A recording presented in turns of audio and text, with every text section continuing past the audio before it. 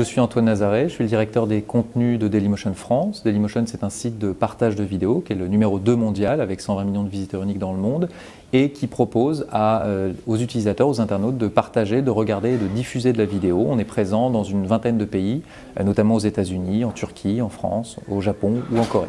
Les grands enjeux aujourd'hui sur la vidéo, c'est de prendre bien conscience que c'est un média finalement relativement jeune.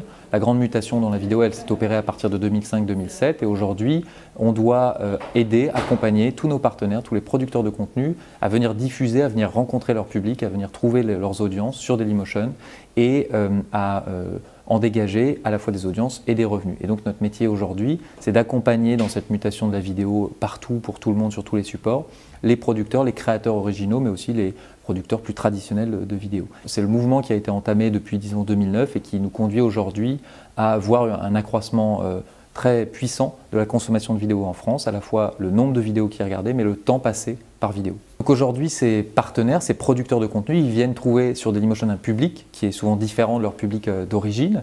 Ils viennent au milieu d'une communauté de plusieurs dizaines de millions de personnes qui regardent la vidéo tous les jours et ils y trouvent également évidemment un intérêt publicitaire. Aujourd'hui, l'un des formats les plus dynamiques dans la publicité, dans la commercialisation, c'est ce qu'on appelle l'in-stream, c'est-à-dire le pré-roll ou le post-roll, donc des formats vidéo avant de regarder le contenu vidéo qu'on est venu chercher. Ce sont des formats qui sont très dynamiques, la croissance du marché est beaucoup portée par ce type de format et donc nos partenaires ils viennent trouver aussi des revenus. Et le modèle de partage qu'on a construit avec eux, qui est un modèle auquel on croit parce qu'il est très vertueux, c'est-à-dire qu'on partage ce qu'on a gagné, est un modèle basé en gros sur une répartition à 50-50 des revenus. Donc à chaque fois qu'on génère des revenus pour nos partenaires avec lesquels on a un accord, on leur reverse à peu près la moitié des revenus qu'on a générés. Et encore une fois, c'est un modèle auquel on croit philosophiquement parce qu'on pense que c'est important de reverser au prorata de ce que le programme ou de ce que la vidéo a généré comme audience et comme revenu. Donc c'est un modèle assez équilibré, on ne préachète pas forcément les contenus, loin de là, mais par contre